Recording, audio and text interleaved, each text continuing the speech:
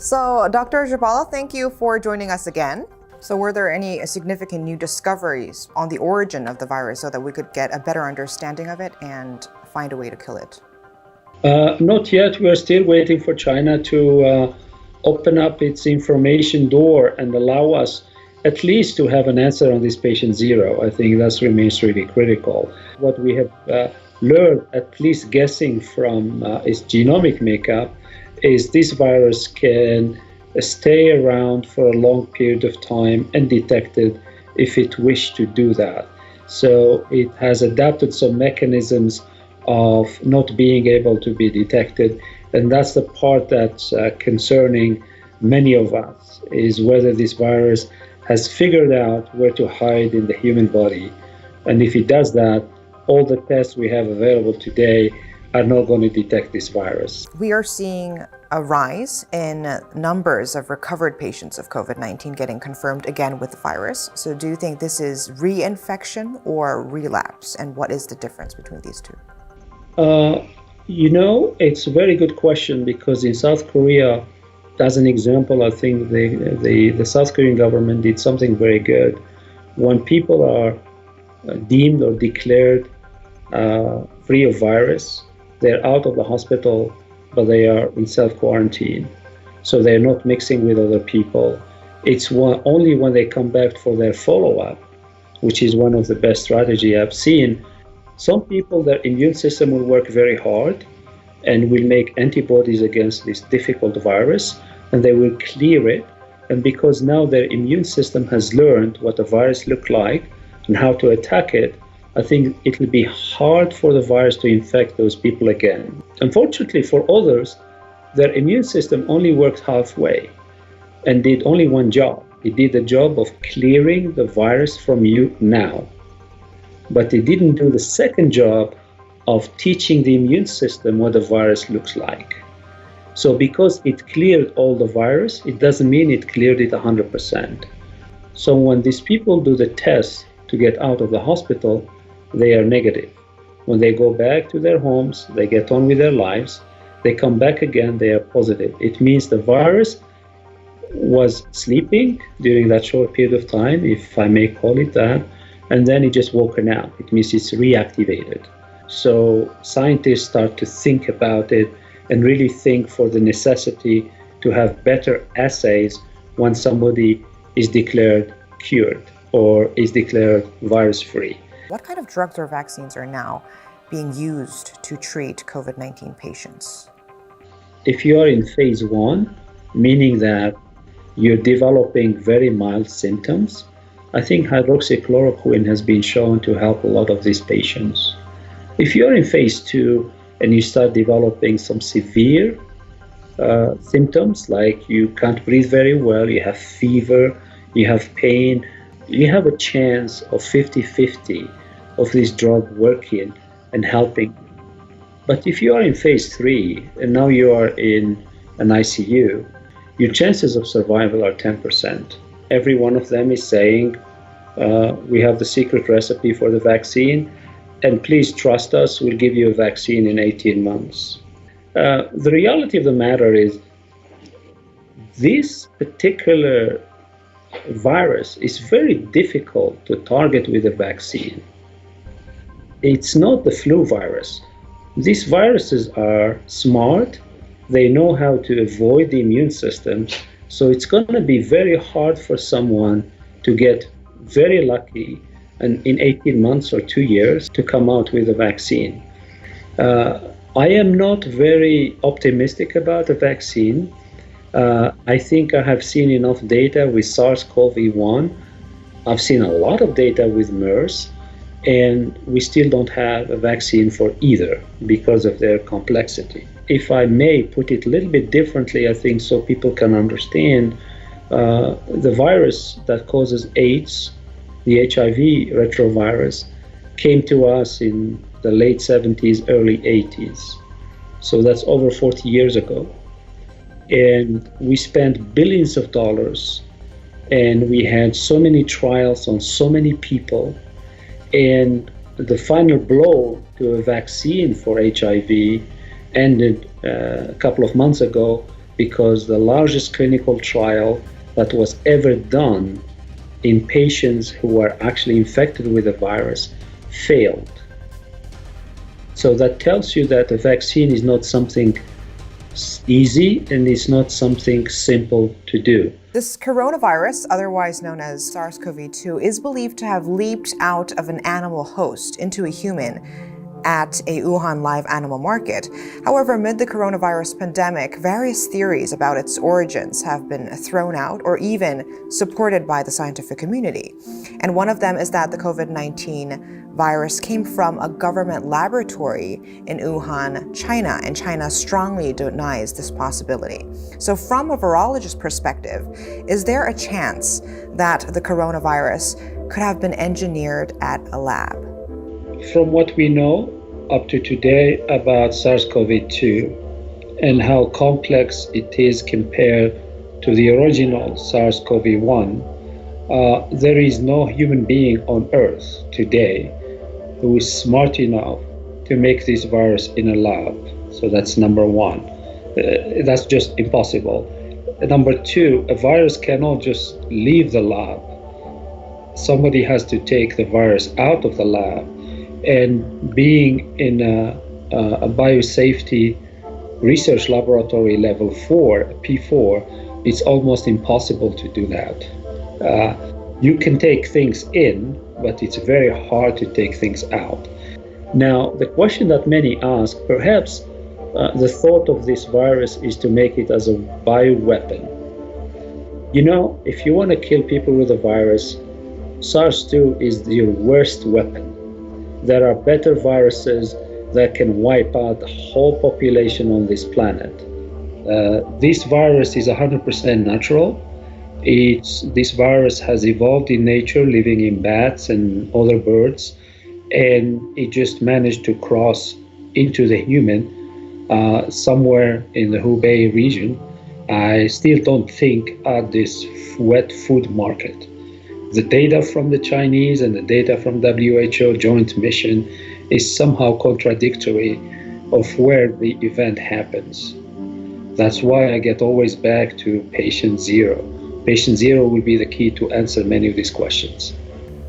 So you're saying that there is no possibility that the naturally occurring virus could have accidentally escaped from the lab by maybe a staff or scientist being accidentally infected with the virus and spreading it throughout Wuhan? The biosafety level 4 is almost like you're in a spacecraft floating somewhere in space. If you infect yourself, it means you're going to puncture your suit. And if you puncture your suit, it means your oxygen consumption and oxygen levels in the suit will decrease. And when that happens, there'll be red alarms that are going to sound. To infect yourself in a P4 lab without anyone noticing, it's almost impossible because of all the high technology, the cameras, and you're not allowed to work by yourself. So you always work either in twos or in threes. And because everything is computerized in terms of oxygen consumption, I think if there is a puncture in your suit, everyone would know about it. But I was very surprised that some of these conspiracy theories were actually backed by scientists. I think we live in the world of make-believe, if I may call it that. I think there are people who are looking for this 20-second spotlight fame, including the Nobel Prize from France, Luc Montagnier. I think people who manipulate viruses on a daily basis have come out and disagreed with him. Because the only thing we can do to a virus like this is to make it weaker and weaker so we can use it as a vaccine, what we call a live attenuated virus. It means it's still alive, but it's not going to kill you, but it's going to give time for your immune system to react and to make antibodies. Apart from that, it's very hard to manipulate, particularly SARS-CoV-2. If any of these scientists who are speaking to the fact, I think they can come out with proof and with evidence, or even show us how a virus can escape a P4 lab. I personally, I'll be very, very interested in that, but I really doubt it. I think people like to always join when there is an argument, and I think for some people it's either to settle some old scores or to really create a buzz for themselves. But overall, I am 100% confident that there is not a single human being on earth who can, one, synthesize the virus, and two, can infect themselves, leave the P4 lab, and unleash this virus on the rest of the world. There are so many talks and so many theories out there about the origins of the virus. Where did that all come from? I think China is being very mute on many of these issues. I'm not too worried about the origin of the virus. I want to know who was patient zero, because patient zero will tell us many things. The first thing patient zero will tell us is, what is this special mutation that this virus mutated to infect us? Because today we have thousands and thousands of information of this genome of the virus that we managed to get from several patients around the world, but we don't have time zero of the virus. We need that time zero to understand how does the genome of patient zero differs from the genome that has caused havoc in Italy, as an example. The second would be the exact time, because I never accepted the fact that this started in December. That just can't be. There are people who were sick in California in October, November time. And these people, some of them who contacted me, used to work for Tesla. And Tesla has a factory in Wuhan, not very far from the epicenter was. And they were sick when they came back. And when they went to the emergency room, the doctors there didn't know what they had. They thought they basically had some sort of viral infection. They couldn't say what virus it was. If this is something natural and it happened as China said, there is no problem. Some people would call it an act of God. But if China lied from the beginning and WHO misled the rest of the world, I think every government has the right to have answers, especially from WHO. We are actually entering a phase where this coronavirus pandemic curve is flattening at the moment. But the CDC said that a second wave of the coronavirus is expected to hit the United States next winter during the flu season and could be even more catastrophic. So 2 questions. Why is CDC saying a second wave would coincide with the flu season? And do you see the next round coming? I am really curious to know what is the data.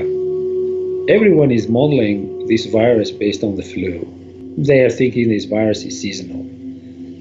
We haven't seen any coronavirus that visited us that was seasonal.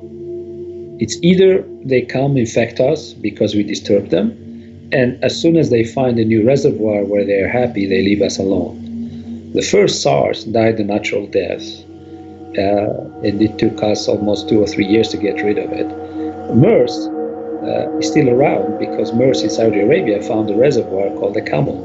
This wave, it's like a tsunami. It has been moving because people are moving, and as soon as that virus got into communities, it's really sparked into all these clusters. So if you get rid of all the clusters, I can't see how a second wave would come. The country that worries me most about the second wave is China. I am just not comfortable in my chair about the numbers from China, about only one region. The reason is they are actually talking these days more about doing more tests. It's very strange. If you say you controlled the virus because you did this harsh confinement, why are you retesting people again? It means you have new cases, that you're changing the definition of new cases, so your numbers will always kind of fluctuate between the hundreds. And that worries me from China. I think if a second wave would come, it would come from China. But I hope all the governments now know the story, and they have to be very vigilant, especially with respect to business with China in terms of people moving back and forth. I think if they lower their bars and allow air traffic to China to resume as normal, of course, a second, a third, a fourth, a fifth wave will come. But in terms of seasonal, and it will be weather dependent, coronaviruses are not weather dependent. They're not the flu virus. The many countries who have been recently speaking about opening their countries, opening their schools, even giving dates when the schools would open, I hope they are doing this with extreme caution and understanding what the consequence can be.